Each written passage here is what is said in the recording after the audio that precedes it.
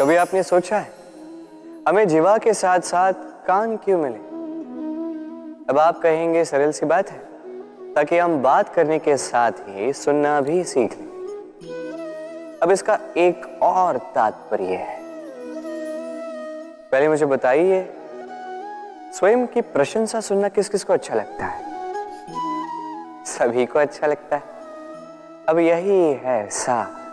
यदि इन कानों से आप स्वयं की प्रशंसा सुनना चाहते हैं तो सर्वप्रथम इस जीवा से दूसरों की प्रशंसा करना सीखें। अब प्रशंसा के विषय में एक अत्यंत महत्वपूर्ण बात आपको बता देता हूं। कभी किसी की प्रशंसा यदि आप करते हैं तो सर्वप्रथम उस व्यक्ति का उत्साह बढ़ जाता है।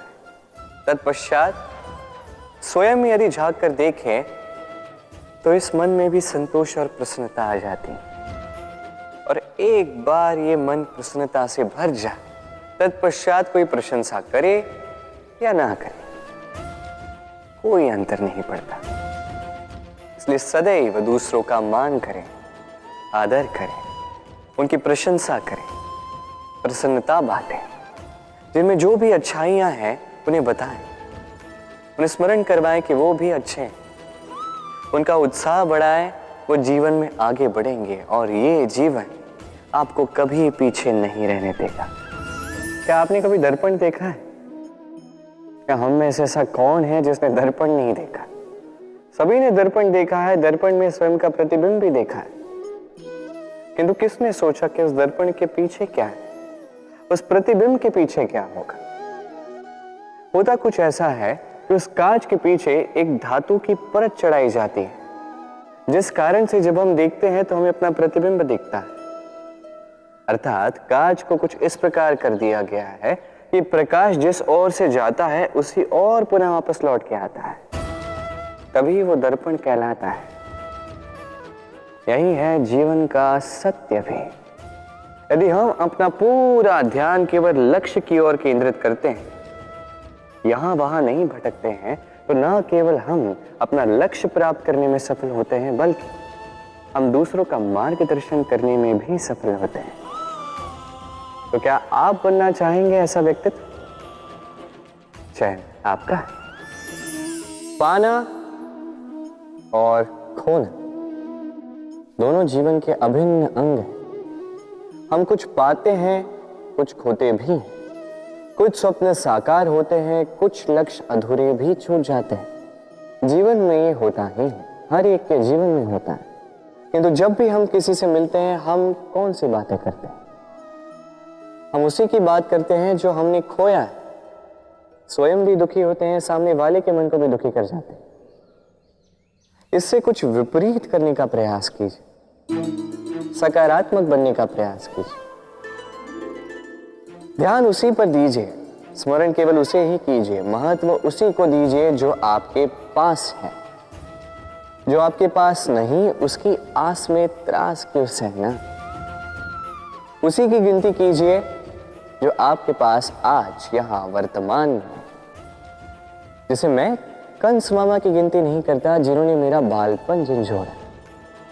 मैं गिनती करता हूं यशोदा मैया की, मेरे बलराम दाऊ की, मेरी राधे की, जिन्होंने मेरा जीवन संजोया।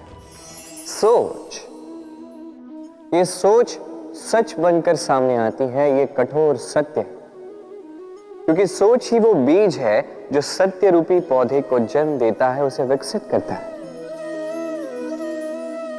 अब सोचिए, यदि ये बीज ये अकड़े का हुआ तो ये छाया नहीं, ये केवल कांटे देगा। वही यदि ये बीज बरगद का होगा तो वो एक ऐसे वृक्ष में विकसित होगा जो अनेक वर्षों तक अनेक पीढ़ियों को छाया देगा, पंछियों को घर देगा। उसी प्रकार ये सोच, यदि ये सोच छोटी सोच हुई तो आपको शंकाएं ही देगी। यदि ये सोच बड़ी हुई तो आपको समाधान देगी। तो सोच समझकर अपनी ये सोच चुनिए। ये सोच आपको शंका भी दे सकती है, समाधान भी दे सकती है। क्या चुनेंगे आप, शंका या समाधान? छोटी सोच या बड़ी सोच? चयन आपका है। जीवन और मृत्यु दोनों जीवन के दो अटल सत्य हैं। जिसने जन्म लिया है उसे मृत्यु प्राप्त होनी है, यही नियति। अब एक बात है, मृत्यु सभी को आती है, जीवन जीना सबको नहीं है। समस्त जीवन व्यतीत कर जाते हैं किंतु जीवन जी नहीं पाते, समझ ही नहीं पाते करना क्या है। जीवन जिए तो जिए कैसे? जीवन जियो तो उस दिए की भांति जो अपनी लौ से असंख्य दियों को प्रकाश देता है, जो बुझते बुझते भी अंधकार से लड़ता है। कदाचित इसीलिए जहां दिए को रखा जाता है उस स्थान को पूजा जाता है, उसे पवित्र माना जाता है। एक बात तो है, मृत्यु सभी को आनी है, चाहे मैं, चाहे आप, चाहे हर कोई एक न एक दिन संसार से जाने वाला है। किंतु आपने इस जीवन में किया क्या, ये महत्व रखता है। और जिसे जीवन जीना आ गया वो मृत्यु के पश्चात भी जीवन जीता है, वो अमर बन जाता है। कहा जाता है व्यक्ति को अपने चरण दृढ़ रखने चाहिए, कि जहां चरण होंगे उसी के अनुसार मार्ग होगा, उसी के अनुसार लक्ष्य भी होगा। किंतु क्या केवल इन चरणों पर ध्यान देना ही पर्याप्त है? नहीं, इससे कहीं अधिक महत्वपूर्ण होता है आचरण। जैसा आपका आचरण होगा उसी दिशा में आपके चरण होंगे। यदि आपका आचरण उचित हुआ, श्रेष्ठ हुआ, तो देखिए आप पर्वत के शिखर पर भी पहुंच सकते हैं। किंतु यदि ये उचित ना हुआ तो आप उसी शिखर से नीचे धरा पर भी गिर सकते हैं। हाँ, गति के लिए चरणों पर ध्यान देना अति आवश्यक है, किंतु प्रगति के लिए आचरण ही अति आवश्यक है, उसके बिना नहीं होगा। जन्म लेते ही व्यक्ति के लिए ये नाम अत्यंत महत्वपूर्ण हो जाता है। माता, पिता, पुरोहित सारे उन अक्षरों को ढूंढने लगते हैं जिससे आपका नाम आरंभ होगा। किंतु क्या केवल नाम और राशि के एक हो जाने से सब कुछ ठीक हो जाता है? कदापि नहीं, क्योंकि आपके कर्म ये महत्वपूर्ण होते हैं, अन्य कुछ भी नहीं। देखिए, नियति भी आपके कर्मों के अनुसार ही आपका भविष्य नियत करती है। यदि आपको उदाहरण दूं, सोचिए, एक है राम और एक है रावण। दोनों का नाम आरंभ होता है रा से, किंतु एक को मिला भयानक अंत और एक समस्त ब्रह्मांड के अंतर्मन में बस गया। तो स्मरण रखिएगा, ये नाम नहीं, ये कर्म श्रेष्ठ है। यदि आपके कर्म श्रेष्ठ रहे तो आपका नाम कुछ ऐसा बनेगा कि संसार में कोई मिटा नहीं पाएगा। कई बार जब हम कर्म करते हैं, सफलता प्राप्त करते हैं, कठिन परीक्षाओं पर उत्तीर्ण होते हैं, बड़े कार्य करते हैं, हमें लगता है कि संसार से थोड़ी प्रशंसा हमें मिलनी चाहिए, अच्छा लगता है। कई बार हमें लगता है ये हमारे कर्मों का फल भी है, हमें आनंद देता है। किंतु जब हमें ये प्रशंसा नहीं मिलती तब क्या होता है? हम दुखी हो जाते हैं, टूट जाते हैं। ऐसा लगता है किसी को हमारी चिंता ही नहीं है, ऐसा लगता है हमारे आनंद में किसी और को आनंद मिलता ही नहीं है। अनेक विचार आते हैं।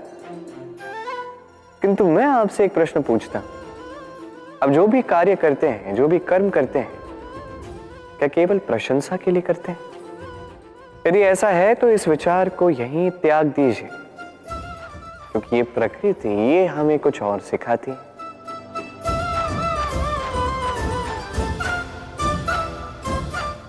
इस पुष्प को देख लीजिए,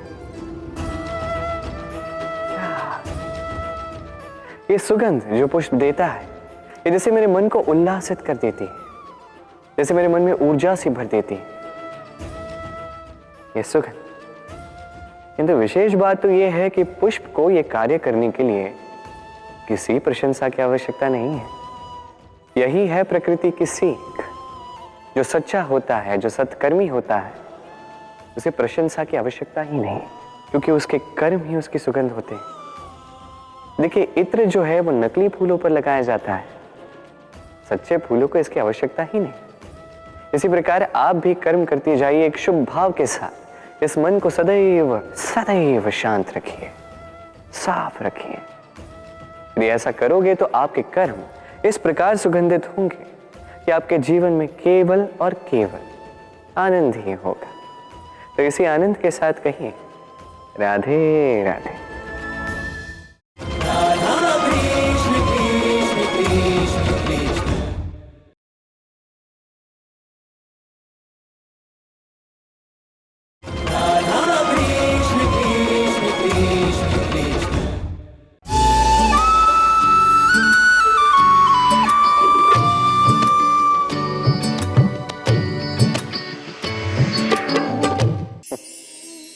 संसार में ऐसा कोई पर्वत नहीं जो इतना ऊंचा हो कि मनुष्य उसके शिखर तक पहुंच न पाए, उसे लांघ न सके।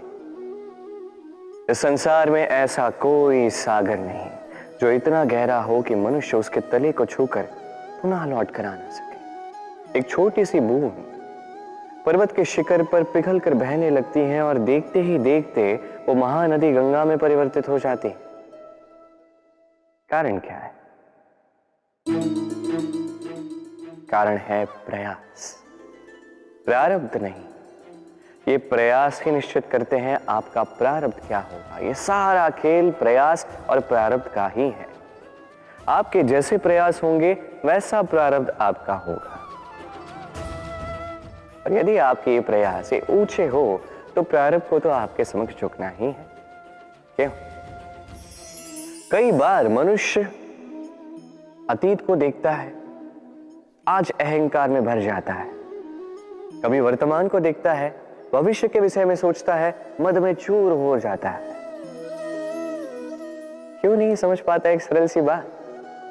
ये सृष्टि जो है, ये सृष्टि एक चक्र है जो बार बार आपको दोहराएगी, कठिन से कठिन परीक्षाओं पे आपको उतारेगी, जिस पर आपको उत्तीर्ण होना ही है। जो कल था वो आज नहीं है, ये सभी को ज्ञात है। जो आज है वो कदाचित कल नहीं होगा, ये भी आपको मानना होगा। एक मुस्कुराहट के साथ आपको शांत रहना है और कभी भी इस मन में अहंकार उत्पन्न होने नहीं देना है। बनिए उस हिमखंड की भांति। कदाचित वो इसलिए इतना ठंडा रहता है क्योंकि उसे ज्ञात है वो कल जल के रूप में था, आज बर्फ के रूप में तो है, किंतु कल पुनः वो जल के रूप में ही जाएगा। स्वयं को शांत रखें। कदाचित आज आप सफलता के शिखर पे हो, कदाचित ना। आपको हर एक दिन अवश्य देखना है। बस निरंतर प्रयास करते रहिए, हर परिस्थिति के लिए सज्ज रहिए और इसे संतुलन में लाएं। आपका कल हो आज या कल, आपके अच्छे दिन हो या बुरे दिन, सब पवित्र हो जाएंगे। संसार में कई बार ऐसा होता है, हम बड़ी समस्या में होते हैं, विपदा में होते हैं, और वो लोग जो हमारे समीप होते हैं, हमारे अपने होते हैं, वो हमारा त्याग कर चले जाते हैं। हम ऐसे में दुखी हो जाते हैं, निराश हो जाते हैं, फिर स्वयं चलकर उस समस्या से बाहर आते ही हैं। अब परिस्थिति चाहे जो भी हो, वो लोग जिन्होंने ऐसे समय पे आपका त्याग किया, उनसे क्रोधित होना, उनसे रुष्ट होना, ये अनुचित है। मैं तो कहता हूं कृतज्ञ रहिए। मैं तो कहता हूं उन्हें धन्यवाद कहिए कि उन्होंने ऐसे समय पे आपका साथ छोड़ा जब आपको उनकी सबसे अधिक आवश्यकता थी। क्योंकि या तो उनको विश्वास था कि आप स्वयं इस विपदा से बाहर चलकर आएंगे, या तो उनके त्याग के कारण आपने स्वयं का प्रोत्साहन बढ़ाया, स्वयं की शक्ति बढ़ाई और स्वयं उस आग से चलकर बाहर आए। अपने बुरे समय को आपने अपना अच्छा समय बनाया। अंत में आप और शक्तिशाली हो जाते हैं और श्रेष्ठ हो जाते हैं। और यही तो आपकी विजय है, जिसका कारण है उनका साथ छोड़ना। तो उन्हें धन्यवाद कहिए। धन किसी के लिए मोह है तो किसी के लिए मान, किसी के लिए भाग्य है तो किसी के लिए कर्मों की इच्छा है। देखा जाए तो ये धन कहीं ना कहीं मनुष्य के लिए अत्यंत आवश्यक भी, और इसलिए मनुष्य जो है अपना समस्त जीवन व्यतीत करता है इस धन को अर्जित करने। अनेक मनुष्य ऐसे भी होते हैं जिनका समस्त जीवन इसी धन में बीत जाता है। हर एक मनुष्य प्रयास करता है कि वो धनी बने, अधिक से अधिक धन अर्जित कर सके, संपन्न बना रहे। और ऐसा क्यों ना? क्योंकि यही एक वस्तु है जो आदान प्रदान व्यवहार में काम आती है। प्रयास हर मनुष्य करता है, धन अर्जित हर मनुष्य नहीं कर पाता।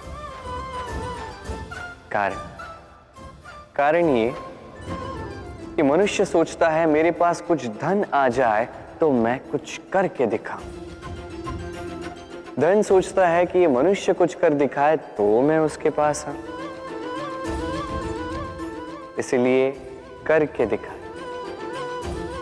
ऐसे श्रेष्ठ कर्म कीजिए कि धन स्वयं आपके पीछे भागने लगे।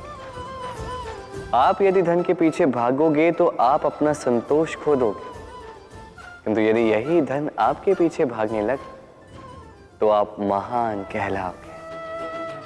इसलिए कर्म कीजिए, श्रेष्ठ कर्म कीजिए। ये धन तो फल स्वरूप आपके पीछे आएगा ही आएगा। जीवन क्या है ये जीवन?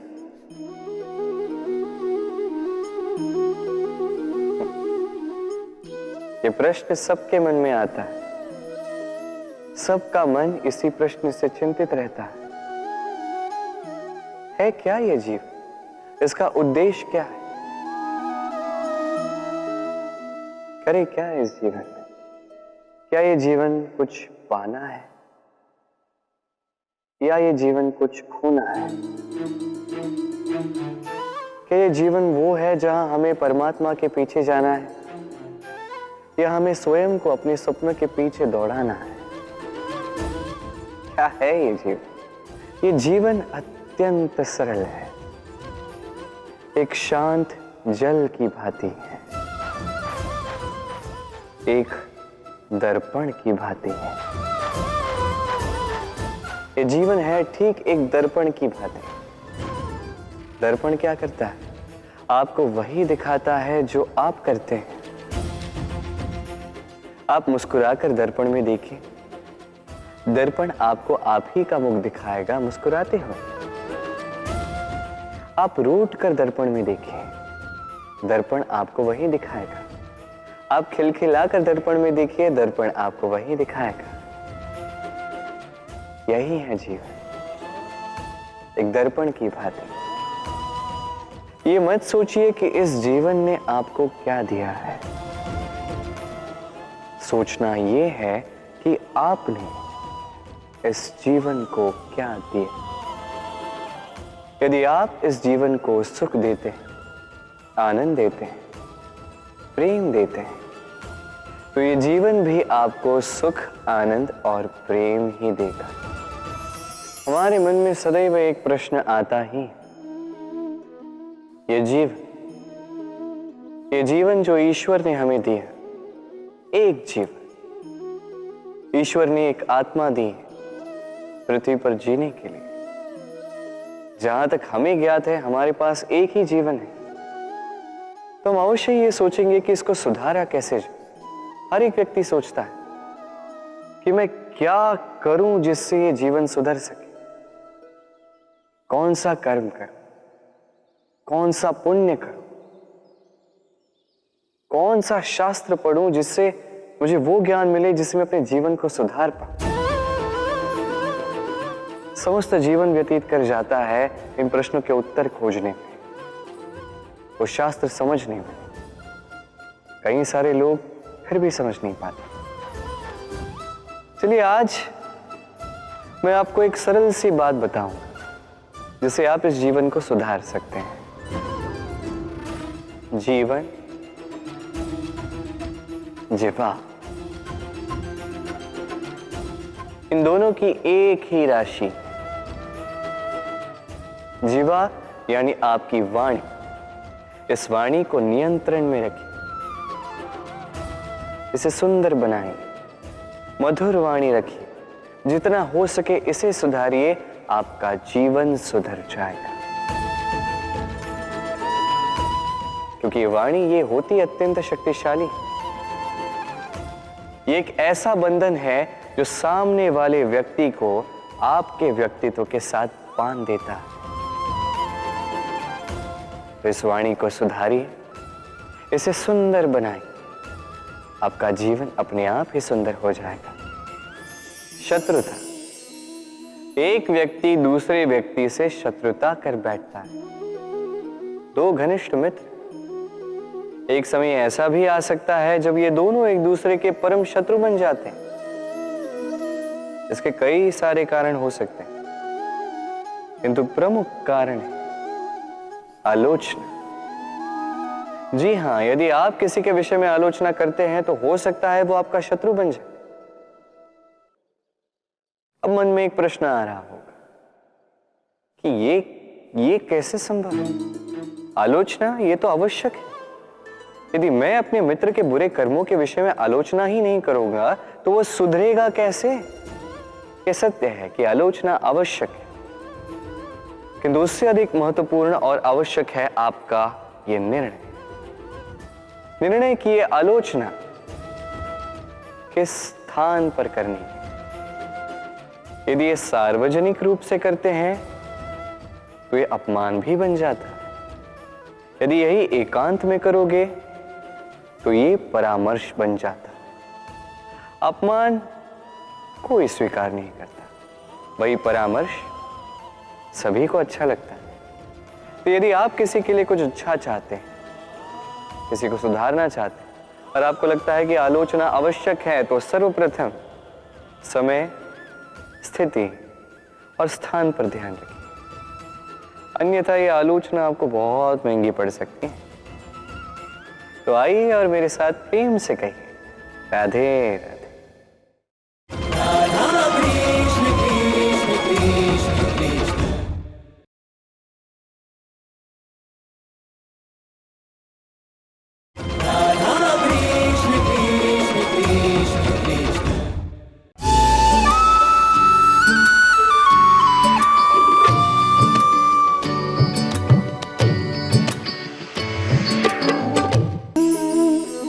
क्या आपके जीवन में भी समस्याएं हैं?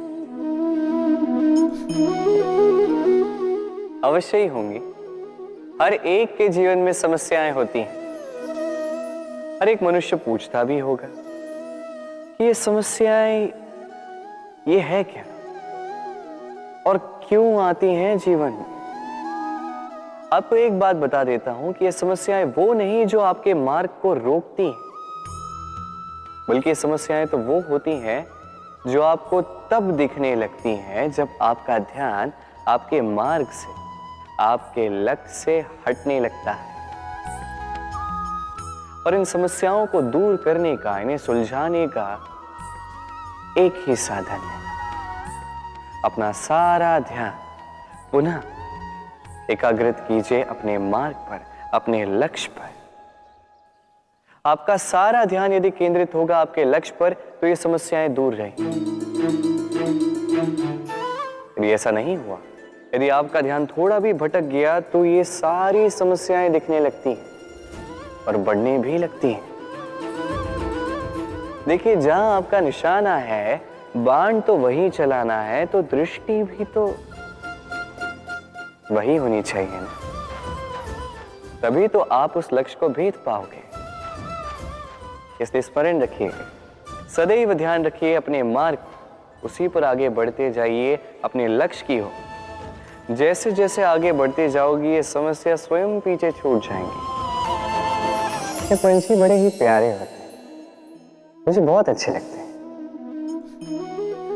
आपने कभी सुना होगा कुछ ऐसे भी पंछी होते हैं जिनके पास पंख तो होते हैं पर उड़ नहीं पाते।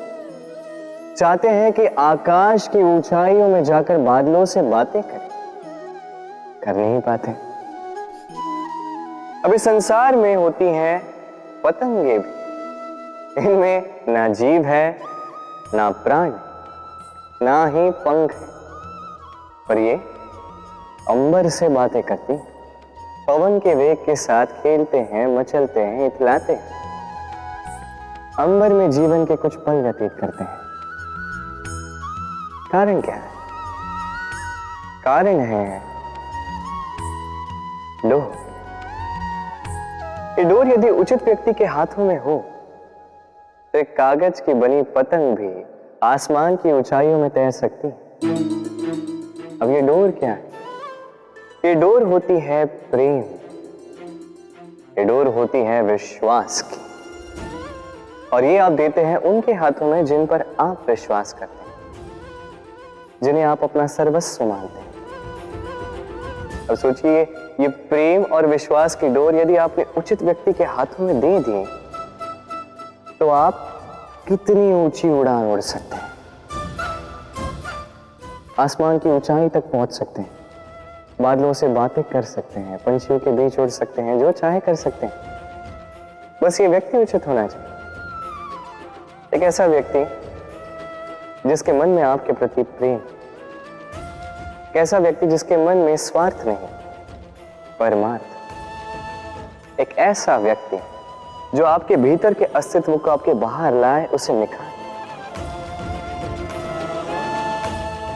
तो प्रेम कीजिए, आनंदित होते जाए। रोग, ऐसा कौन सा व्यक्ति है इस संसार में जिसे रोग नहीं हो? हर एक व्यक्ति कभी न कभी इस रोग के सामने आया ही है, उसका ये शरीर रोग से ग्रस्त हुआ ही है। अब ये रोग ये आते हैं, ये जाते हैं, किंतु क्यों ये हमें सता पाने में सक्षम रह जाते हैं? कारण है स्वच्छता। यदि स्वच्छता इस तन में नहीं होगी तो व्यक्ति शारीरिक रूप से पीड़ा सहेगा। अब उसी प्रकार अति आवश्यक है कि ये स्वच्छता कि मन में भी। यदि ये स्वच्छता मन में ना हुई तो व्यक्ति चारित्रिक रूप से पीड़ा सहता। अब इसका निवारण क्या? बड़ा ही सरल है इसका निवारण। यदि रोग तन में है तो सर्वप्रथम स्वच्छता रखना सीखिए, इस शरीर को स्वच्छ रखना सीखिए। समझदारी के साथ डट कर इस रोग का सामना करें, भयभीत होने की आवश्यकता नहीं। व्यायाम करते रहें, सब ठीक होगा। अब उसी प्रकार यदि ये रोग ये मन में हो तो क्या करें? सर्वप्रथम आधार पर ध्यान दें। आपका आधार है आपका आहार। जो आप खाओगे वही आप बनोगे। उसी प्रकार जो आप सोचते हो वही आप बनते हो। इसलिए इस सोच को सकारात्मक बनाएं, अपनी दृष्टिकोण को सकारात्मक बनाएंगे, सब कुछ ठीक होगा। आपके मेरे हर एक के भीतर एक राक्षस रहता है, उसका सामना करें, उसे परास्त करें। तो ये रोग चाहे तन का हो या मन का, यदि उचित समय पर इसे ना रोका गया तो अनुचित समय पर यह महामारी बन सकता है। इसलिए सावधान रहें, स्वस्थ रहें। भगवान और भूल दोनों एक ही अक्षर से आरंभ होते हैं, और तो और दोनों की राशि भी एक ही है। अब आप कहेंगे भगवान भूल, इसमें क्या समानता हो सकती? बहुत बड़ी समानता है। न केवल ये एक अक्षर से आरंभ होते हैं, बल्कि इनका विजय मंत्र भी एक ही है। भगवान को मानो, उन पर विश्वास करो, उन्हें स्वीकार करो। ये करोगे तो मन की दृष्टि से भगवान देख ही जाते हैं और वो आपको संपन्न कर देते हैं। यही भूलों के साथ भी है। अपनी स्वयं की भूलों को मानो, स्वीकार करो, सब कुछ अपने आप ही स्पष्ट रूप से दिखने लगता है। जिस दिन आप अपनी भूल स्वीकार करना सीख जाते हैं, उसी दिन से प्रक्रिया आरंभ होती है अपनी भूल को स्वीकार करने की। आप समझ जाते हैं कैसे अपनी भूलों को सुधारना है। स्मरण रखिए, स्वयं को श्रेष्ठ बनाने के लिए अपनी भूलों को स्वीकारना आवश्यक है। इस जीवन में शांति लाने के लिए ईश्वर को स्वीकार करना आवश्यक है। सदैव अपने गुण और अपने दोष स्मरण रखिए, आजीवन सुखी रहोगे। हम सदैव चाहते हैं कि ये संसार हमें ज्ञानी कहे, बुद्धिमान कहे, समझदार कहे, किंतु मूर्ख मूर्ख कभी न कहे। मूर्ख इस शब्द से सभी कतराते, दूर भागते हैं, किंतु एक सत्य से सभी अनजान हैं। मूर्ख बनना बुद्धिमान बनने की ओर पहला कदम होता है। आप बड़े से बड़े दिग्गज ज्ञानी के साथ बैठ जाइए, कितनी भी बातें कर लीजिए, कितना भी ज्ञान बांट लीजिए, अनुभव मूर्ख बनने के पश्चात ही प्राप्त होता है कि नहीं? मूर्ख बनने के पश्चात आपको यह समझ में आता है कि क्या नहीं करना चाहिए। ज्ञानी आपको यह बताते हैं कि क्या करना चाहिए, और इस संसार में क्या करना चाहिए से कहीं बड़ा ज्ञान होता है कि क्या नहीं करना चाहिए। इसलिए सदैव स्मरण रखिएगा, आपसे हुई कुछ भूलें, आपको कोई मूर्ख बना जाता है, आपके साथ छल कपट करता है, तो कोई बात नहीं, ये अंत में आपको और बुद्धिमान ही बनाएगा। इस समय सकारात्मक रहिए, ये संसार आपको ज्ञान ही अवश्य कहेगा। राधे राधे।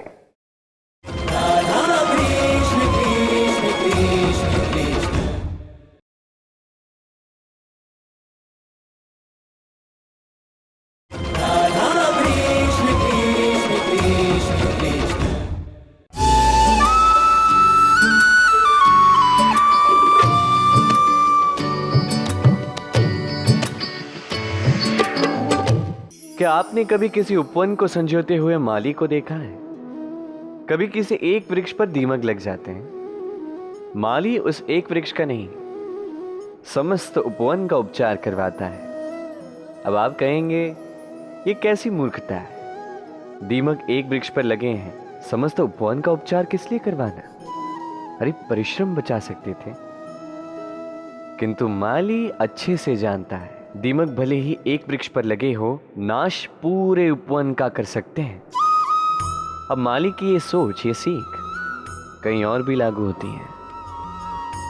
इस संसार में हम केवल अपने परिवार के विषय में सोचते हैं, उनका ध्यान रखते हैं, प्रयास करते हैं कि वो संपन्न रहे, सुखी रहे, और उसी समय इस समाज के कुछ विरोधी तत्व इस समाज को खा जाते हैं, इसे नष्ट कर जाते हैं, और हमारा ध्यान केवल अपने परिवार पर। इसलिए जब बात आती है राष्ट्र की, देश की, तो उसके लिए भी निर्णय लेना होगा, उसके लिए भी त्याग करना होगा। और स्मरण रखिए, जो भी समस्या है उसका निवारण पूर्ण रूप से करना अनिवार्य है। इस संसार में हर एक व्यक्ति जो अपने परिवार का भी ध्यान रखेगा, समाज का भी ध्यान रखेगा, और उचित रूप से इस देश का भी ध्यान रखेगा, तभी ये देश संपन्न कहलाएगा।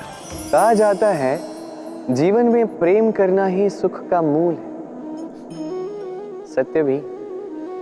अब प्रश्न ये उठता है कि प्रेम किससे किया जाए? यदि आपको कुछ क्षणों के लिए सुख चाहिए तो प्रेम कीजिए अपनी रुचियों से। यदि आपको कुछ दिनों के लिए सुख चाहिए, प्रेम कीजिए अपने मित्रों से। यदि आपको कुछ महीनों के लिए, कुछ वर्षों के लिए या अनेक वर्षों के लिए सुख चाहिए, तो प्रेम कीजिए अपने परिवार से, माता पिता, अपनी संतान, पति पत्नी, अपने संबंधियों से। किंतु यदि आपको सदा सदा के लिए सुखी रहना है, तो प्रेम करना होगा केवल अपने कर्म से, क्योंकि संबंध चाहे जैसा भी हो, कभी ना कभी टूटता ही है। ये संसार कुछ ऐसा ही है कि जिसका साथ मिलता है उसका साथ छूटता भी। केवल कर्म ही एकमात्र ऐसा है जो कभी आपका साथ नहीं छोड़ेगा। मृत्यु के पश्चात भी यही कर्म आपको जीवित रखते हैं। इसलिए सदैव स्मरण रखिए, ये कर्म धर्म समझ कर निभाइए। जीवन के अंतिम क्षण तक कर्म से प्रेम कीजिए, जीवन के अंतिम क्षण तक सुखी रहे। और मैं तो सदैव कहता हूं, तू बस कर्म करते जा, फल की चिंता ना कर। क्या आपने कभी जल को अपनी मुट्ठी में बंद रखने का प्रयास किया है? चलो आज करते।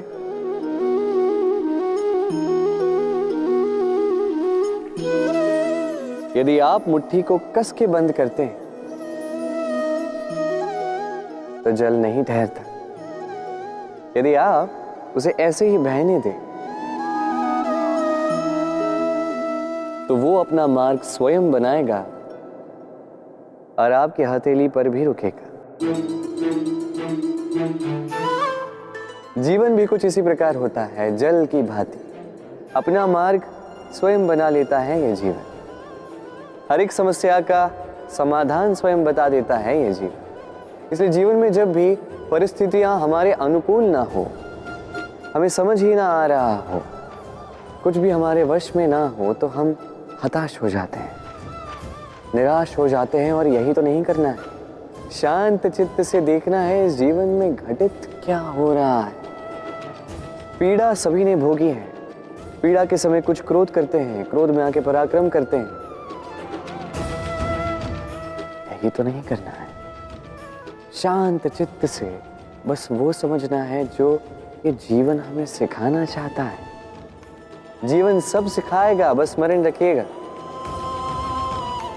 कब प्रयास करना है और कब प्रतीक्षा करनी है, ये आपको समझना होगा। कई सारे लोगों के मन में एक प्रश्न उठता है मुझे और राधा को लेकर। कहते हैं ना मैं और राधा साथ में रहते हैं, ना हमारा विवाह हुआ है। मैं यहाँ द्वारका में, राधा वहाँ बरसाना में, तब भी इतना प्रेम कैसे? ये संबंध है कैसा? मैं उनसे सरल सी बात कहता, आप कभी अपने दर्पण में देखिए, अपनी दोनों आंखों को देखकर उनसे पूछिए कि ये दोनों आंखें एक साथ क्यों बंद होती हैं, एक साथ क्यों खुलती हैं, एक साथ क्यों सोती हैं, एक साथ क्यों रोती हैं? आजीवन किसी व्यक्ति से संपर्क बनाया रखा जा सकता है बिना उनसे मिले। कुछ ऐसा ही प्रेम है मेरा और राधे का भी। और कुछ ऐसा ही तो होता है प्रेम दो नैनों की भांति, जो कभी मिलेंगे नहीं पर सदा सदा के लिए साथ जुड़े रहते हैं। यही भाव निस्वार्थता है और यही निस्वार्थ प्रेम आपको आनंद की ओर ले जाएगा। जीवन में सदैव निस्वार्थ प्रेम कीजिए, आनंद ही आनंद मिलेगा। पक्षी राज कहलाता है बाज। बाज की जीवन आयु लगभग 70 वर्ष। अब 40 वर्ष में आते आते उसके पंजे लंबे और लचीले हो जाने लगते हैं, चोंच टेढ़ी हो जाती है, पंख भारी हो जाते हैं। अर्थात वो भव्य उड़ान नहीं है, वो शक्ति नहीं। अब बाज क्या करे? बाज सबसे कठिन चयन करता है, चयन स्वयं की पुनर्स्थापना कर। सर्वप्रथम किसी विशाल पर्वत पर जाता है, एकांत में अपना एक घोंसला बनाता है और फिर चट्टान पर अपनी चोंच मार मार के अपनी चोंच ही तोड़ देता है। फिर प्रतीक्षा करता है चोंच के पुनः उग जाने की। फिर वही अपने पंजों के साथ भी करता है। तत्पश्चात अपने भारी पंख एक एक करके स्वयं नोच के निकाल देता है। फिर 150 दिन की पीड़ा सहने के पश्चात उसे फिर मिलती है वही भव्य उड़ान, वही शक्ति, और फिर वो जीवन के अगले 30 वर्ष जीता है। क्या समझे? यदि इच्छा शक्ति हो तो एक दुर्बल भी बलि बन सकता है। आप भी यही कीजिए, अपने बीते हुए कल के अस्तित्व का भार त्याग दीजिए और कल्पना की एक उन्मुक्त उड़ान भरी, स्वयं की पुनर्स्थापना करिए, तभी सर्वश्रेष्ठ बनेंगे। और स्मरण रखिए, ये छोटे छोटे आरंभ ही बड़े बड़े शिखर तक ले जाते हैं। बल, शक्ति, पराक्रम इस संसार के विकास का मूल है। परंतु कभी सोचा है कि प्रकृति ने हमें ये बल, शक्ति, पराक्रम क्यों दिए? ताकि हम जीवन में किसी का उद्धार कर सके, किसी की सहायता कर सके, किसी के लिए कुछ अच्छा कर सके, किसी निर्धनी, किसी दुर्बल की रक्षा हम कर सके। इस बल, इस शक्ति का सदुपयोग कर सके। कभी आप देखिए किसी ऐसे व्यक्ति को जिसके पास अटल शक्ति है पर साथ ही अटल अहंकार भी, जो स्वयं को ही सर्वश्रेष्ठ मान लेता है, बुरे कर्म करता है। आप देखेंगे कि प्रकृति और मनुष्य उसे तोड़ने की साधना में लग जाते हैं। स्मरण रखिए, विशाल से विशाल पर्वत क्यों ना हो, यदि वो मार्ग में है तो उसे तोड़ के मार्ग प्रशस्त किया ही जाता है। तो यदि आपके पास शक्ति है, बल है, पराक्रम है, तो इसका सदुपयोग कीजिए, किसी की सहायता कीजिए, किसी की रक्षा कीजिए। यदि आप अपनी शक्तियों का दुरुपयोग करते हैं तो स्मरण रखिए, आप अपने ही विनाश को आमंत्रित कर रहे हैं। अब बल अर्जित करने के पश्चात, ये शक्ति अर्जित करने के पश्चात आप स्वयं का विनाश चाहते हैं या इस संसार का उद्धार चाहते हैं, निर्णय आपका है। राधे राधे।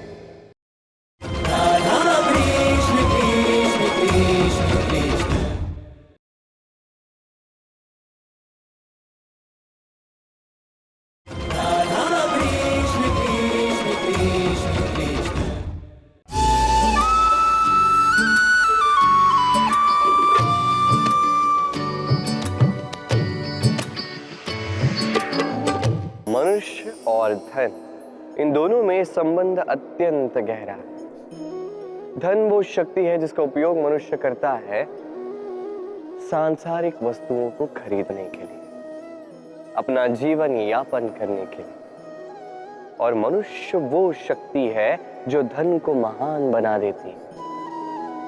अब एक बात है, उपयोग करना चाहिए धन का और प्रेम करना चाहिए मनुष्य से। ये बात अधिकतर लोग समझ नहीं पाते। लोग यही सबसे बड़ी भूल कर बैठते हैं। वो प्रेम करते हैं धन से और उपयोग करते हैं मनुष्य का। ये अनुचित है। देखिए, आप किसी सुई से युद्ध नहीं लड़ सकते, ना किसी तलवार से आप वस्त्र सी सकते नहीं। क्या किसके लिए है ये समझना आवश्यक है। आप भी उचित दिशा में कदम उठाइए। प्रेम कीजिए मनुष्य से और उपयोग कीजिए धन का। यदि आप मनुष्य का उपयोग करने लगे तो आपको प्रेम होने लगेगा धन से। ये प्रेम धीरे धीरे परिवर्तित होगा लोभ में और धीरे धीरे ये आपका अंत कर ही देगा। सफलता कौन नहीं चाहता। सफलता को प्राप्त करने का, शिखर पर पहुंचने का अलग ही एक आनंद है। और जीवन में अपने कौन नहीं चाहता। हर एक व्यक्ति चाहता है कि जीवन में मेरे कुछ अपने हों जो सदैव मेरे साथ रहे, क्योंकि अपनों के साथ ही तो सफलता का आनंद सबसे अधिक आता है। परंतु होता क्या है, कई बार सफलता की खोज में उस मार्ग पर चलते चलते हम अपनों से दूर हो जाते हैं। ना चाहकर भी कभी कभी हो जाते हैं। उन्हें समय नहीं दे पाते, कभी कभी भूल जाते हैं कि सफलता का वास्तविक आनंद अपनों के साथ ही है। कि सफल होने के पश्चात जब हम अपनों से मिलते हैं, उनके नेत्रों में हमारे लिए जो भाव है, जो सम्मान है, जो प्रेम है, यही असली पुरस्कार भी है। हम भूल जाते हैं बात और अकेले हो जाते हैं। अधिकतर बार ये होता है। अधिकतर बार लोग जो सफल हैं वो अकेले रह जाते हैं। अब आप क्या चाहते हैं? आप असफल होकर अकेला रहना चाहते हैं या सफल होकर अपनों के साथ आनंद मनाना चाहते हैं? निर्णय आपका है। सफलता के पीछे भागिए, स्वयं को झोंक दीजिए, किंतु अपनों का साथ कभी मत छोड़िएगा। वो अपने जो आपकी सफलता के लिए उत्तरदायी है, वो अपने जिन्हें आपकी सफलता से सुख मिलता है, आनंद मिलता है, उन्हें कभी मत त्यागिएगा। भगवान और भक्त जब एक आकार होते हैं, जब भक्त अपने भगवान की ओर, अपने जीवन के उद्देश्य की ओर पूर्णतः समर्पित होता है, तब जन्म लेती है भक्ति। अब संसार में सारी आशाएं भले ही आपका साथ क्यों ना छोड़ दें, ये भक्ति आपके साथ रहेगी। भक्त और भगवान जब एक आकार हो जाते हैं तो उनमें कोई अंतर नहीं रहता। वो एक हो जाते हैं, एक व्यक्तित्व, एक अस्तित्व। इसलिए कभी भी जीवन में किसी भी रूप में, किसी भी प्रकार में, किसी भी ईश्वर को मानिए, मन में श्रद्धा जागृत कीजिए, इस भक्ति को जागृत कीजिए। संसार में भले ही सब कुछ आपको छोड़ के चला जाए, तब भी ये भक्ति केवल आपका उत्थान ही करेगी। तो मन में इस भक्ति को जगाइए। शब्द ही शून्य, शब्द ही आरंभ, शब्द ही अंत भी, शब्द ही अमर है, शब्द ही ब्रह्म भी। ये शब्द अत्यंत विशेष है। किसी रोते को हंसा देते हैं, किसी हंसते को रुला देते हैं, किसी के मन में ऊर्जा जागृत करते हैं, तो किसी के मन को कांटा बनकर चुभ जाते हैं। एक अत्यंत महत्वपूर्ण बात है जो समझना अत्यंत आवश्यक है। आपका मन, आपका हृदय कितना भी शुद्ध क्यों ना हो, कितना भी पवित्र क्यों ना हो, आपकी विचारधारा कितनी भी स्पष्ट क्यों ना हो, यदि आपकी वाणी पवित्र नहीं, यदि आपके शब्द शुद्ध नहीं, तो ये आपको आपके कर्मफल को भोगने पर विवश कर ही देते हैं। एक सरल सा उदाहरण देता हूं। आपके जीवन में कोई ऐसा होगा जो आपको नहीं भाता, जो कदाचित अधर्मी होगा, जो कदाचित नीच बुद्धि वाला होगा, परंतु उसे अपशब्द कह देने से उसमें परिवर्तन तो नहीं आता, उसकी मानसिकता तो नहीं बदलती, बस मन में प्रतिकार की भावना जागती है, द्वेष की भावना जागती है, और कुछ नहीं। इसलिए इन शब्दों पर नियंत्रण रखिए, इस वाणी पर नियंत्रण रखिए।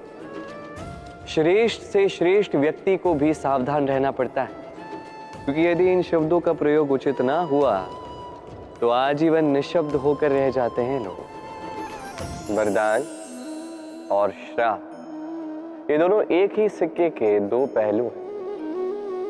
ये वरदान हमें कई कारणों से मिलता है, कभी हमारे परिश्रम के कारण, कभी तपस्या के कारण, कभी हमारे पुरखों के परिश्रम और तपस्या के कारण। परंतु ये वरदान कब तक वरदान ही रहेगा, ये हम निश्चित नहीं करते। ये निश्चित करते हैं केवल हमारे कर्म। यदि आपको उदाहरण दूं, तो किसी रेशम के कीड़े को देखिए। उसे वरदान प्राप्त है कि वो अपनी सुरक्षा के लिए खोल बना सकता है। अब वो उसमें इतना मधांध हो जाता है कि वो एक ऐसा खोल बना देता है जिसमें स्वयं ही गिरता है, दबकर मर जाता है। इसका तात्पर्य क्या है? तात्पर्य सरल है। गर्व करना ठीक है, किंतु अहंकार करना बिल्कुल ठीक नहीं।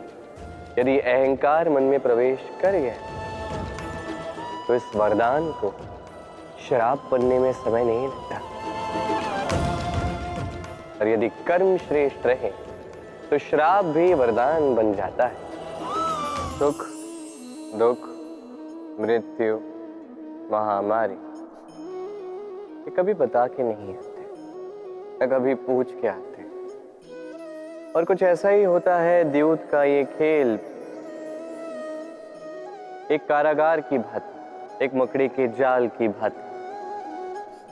जैसे एक मकड़े का जाल एक कीट को अपनी ओर आने के लिए उकसाता है, अपनी चमक से, अपनी बुनावट से, वैसा ही द्यूत का ये खेल मनुष्य को अपने पास आने के लिए उकसाता है। अंत में जाके मनुष्य फंस जाता है। अंतर बस ये है कि जब कीट इस जाल में फंसता है, वो अपने प्राण गंवा देता है। मनुष्य जब द्यूत के इस उकसावे में आता है, वो अपना मान, अपना धन, सब कुछ गंवा देता है, अपना विवेक खो बैठता है। और आप अपना विवेक कभी मत खोइएगा। यदि आपके मन में लालच आ जाए, आप लोलुप हो जाओ, यदि आप द्यूत के इस खेल में प्रवेश कर जाओ, तो बस स्मरण रखना, लौट कर वापस आना लगभग असंभव है। इस विवेक का साथ कभी नहीं छोड़ना, क्योंकि विनाश के आने का पहला संकेत ही विवेक का जाना। इस उकसावे में मत आए। विजय, विजय प्राप्त करने के लिए मनुष्य क्या कुछ नहीं करता, हर संभव प्रयास करता है। परंतु क्या अपनी विजय प्राप्त करने के लिए कुछ भी दांव पर लगा देना उचित है?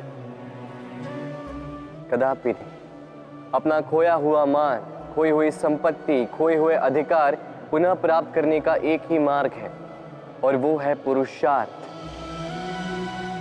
जुआ नहीं। जो व्यक्ति स्वयं हरा हुआ है, अपनी जीत को प्राप्त करने के लिए किसी और को दांव पर कैसे लगा सकता है? ये पूर्णतः अनुचित है। कई बार भौतिक धन पाने के लिए, संपदा पाने के लिए हम हमारा वास्तविक धन, हमारे अपने, उन्हें खो जाने के लिए सज्ज हो जाते हैं। ये उचित नहीं है। संकट कितना भी बड़ा क्यों ना आए, हमारे अपनों को हमारे साथ ही रखना चाहिए, ना कि अपनी विजय के लिए उन्हें दांव पर लगाना चाहिए। ये भूल किसने की है, आप कभी दोहराइए मत। राधे राधे।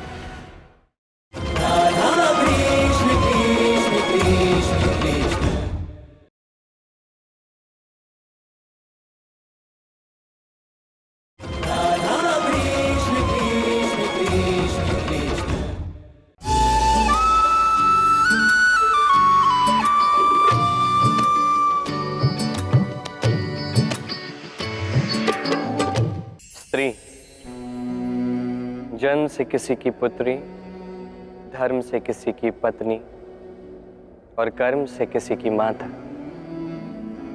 यही छवि है हमारे मन में एक स्त्री की, है ना? एक अतुलनीय योगदान है स्त्री का हमारे जीवन में, और बिना स्त्री के हम कुछ भी नहीं।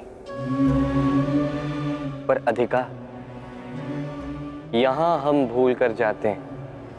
जब स्त्री एक पुत्री होती है, जब जन्म लेती है, उसके अस्तित्व पर अधिकार होता है उसके पिता का। तत्पश्चात जब विवाह हो जाता है तो उसके अस्तित्व पर अधिकार होता है उसके पति का। और जब वो माता बनती है तो स्वयं ही अपने समस्त जीवन का अधिकार अपने संतान को सौंप देती है। परंतु कभी क्या हमने ये सोचा है, ये जीवन स्त्री का है, ये स्त्री सबका उद्धार कर रही है, उसके जीवन का अधिकार भी तो उसके पास ही होना चाहिए ना। वो स्वयं के जीवन के निर्णय स्वयं ले सकती, स्वयं अपना भाग्य रच सकती, और ये करने के लिए हमें स्वयं को बदलना होगा, सोच को बदलना होगा। क्योंकि ये सोच ये आज या कल की नहीं है, ये वर्षों से चलती आ रही है और वर्षों तक चलेगी यदि हमने इसे नहीं बदला। और हम तभी बदल सकते हैं जब हम स्वयं में आज परिवर्तन लाएं। आज के पश्चात, इस क्षण के पश्चात किसी भी स्त्री पर अकारण अधिकार स्थापित करने से पूर्व सहस्त्र बार सोचना, क्योंकि जब स्त्री अपना अधिकार छीनने पर विवश हो जाएगी तब केवल और केवल महाविनाश ही होगा।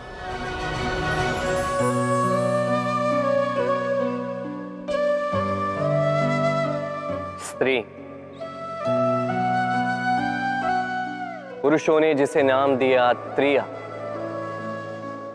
क्यों दिया, किसने दिया, किसी को ज्ञात नहीं। मानना यह है कि पुरुष सोचते हैं कि त्रिया सोचती कुछ है, कहती कुछ और है और करती कुछ और ही है। परंतु क्या यही सत्य है? वास्तविकता यह है कि त्रिया वो चरित्रहीन पुरुष है और कोई नहीं। वो पुरुष जो स्त्रियों से कहते हैं कि आप माता हो, आप देवी, आप बहन हो, और सोचते क्या? सोचते हैं कि ये स्त्री हमारे पांव की धूल है और कुछ नहीं। और करते क्या है? उनके सर पर, उनके केशों पर चूड़ामणि लगाकर सोचते हैं कि वो उनके चरणों की धूल है। स्त्री का मान भंग करते हैं, उन्हें दासी समझ लेते हैं। मत भूलिएगा, यत्र नार्यास्तु पूज्यन्ते रमन्ते तत्र देवता, अर्थात जहां नारी की पूजा होती है वही ईश्वर वास करते हैं, और जहां नारी का अपमान होता है वहां ईश्वर और भाग्य दोनों रुष्ट हो जाते हैं। स्मरण रखिए, यदि नारी कल्याणी है तो नारी महाचंडी भी बन सकती। यदि नारी माता बन के जन्म दे सकती है तो नारी मृत्यु बन के विनाश भी कर सकती। जहां नारी का अपमान होगा वहां महान भारत भी महाभारत की ओर जा सकता है। स्मरण रखिए, नारी का अपमान कदापि नहीं हो सकता, और यदि नारी का अपमान हुआ अर्थात आपका विनाश आपके निकट आ रहा है, और ये उसके पहले कदम की पहली आहट है। यदि संतान कोई दुष्कर्म करती है तो क्या उसका अपराधी केवल वो संतान होता है? नहीं। यदि संतान दुष्कर्म करती है तो उसके अपराधी उसके माता पिता भी, जो पुत्र मोह के कारण उसे अनुचित करने से रोक नहीं पाए। अपराधी उसके पितामह भी, जो अपने उत्तरदायित्व के बोझ के कारण कभी परिवार पर ध्यान नहीं रख पाए, उस संतान को कभी दंड नहीं दे पाए। अपराधी उसके गुरु भी, जो अपने शिष्य के ये कुकृत्य देखकर भी उसे प्रताड़ित नहीं कर पाए। एक भावी राजा का कर्तव्य है कि प्रजा के समक्ष वो एक उत्तम उदाहरण प्रस्तुत करे, परंतु यदि इतना अनुचित उदाहरण प्रस्तुत हो रहा है तो माता पिता का, घर के बड़ों का ये कर्तव्य है कि वो उसे वहीं पे रोक दे, या तो प्रेम से या तो दंड देके। यदि नहीं रोका गया तो महाभारत अवश्यंभावी है। भोजन, अब भोजन पाने के लिए मनुष्य क्या कुछ नहीं करता है, हर संभव प्रयास करता है। फसल उगाने के लिए बहुत परिश्रम करता है, किंतु कई बार बहुत परिश्रम करने के पश्चात भी फसल अनुपयुक्त निकलती है। कारण क्या है? कारण यह है कि आपने परिश्रम तो पूर्ण किया, पर आपका ध्यान उस बीज पर गया ही नहीं जिसे आप बो रहे थे। इसलिए कभी भी किसी भी बीज को बोने से पूर्व उसकी जांच कीजिए, यह अत्यंत आवश्यक है। और उसी प्रकार जब बात आती है कर्म की, तो केवल परिश्रम पर्याप्त नहीं है। उस कर्म के पीछे आपका कर्तव्य क्या है, आपका उद्देश्य क्या है, ये जानना अत्यंत महत्वपूर्ण है। इसलिए कर्म कीजिए, किंतु उस कर्म के पीछे आपके कर्तव्य के महत्व को भी समझिए। आपने कभी किसी साधारण पक्षी को देखा है, जैसे गौरैया? वो क्या करती है? किसी वृक्ष की टहनी पर अपना घोंसला बनाती। अब वहां पे घोंसला बनाना सरल है, क्योंकि सामग्री जो है आसपास मिल जाती, परंतु समस्या है आक्रमण।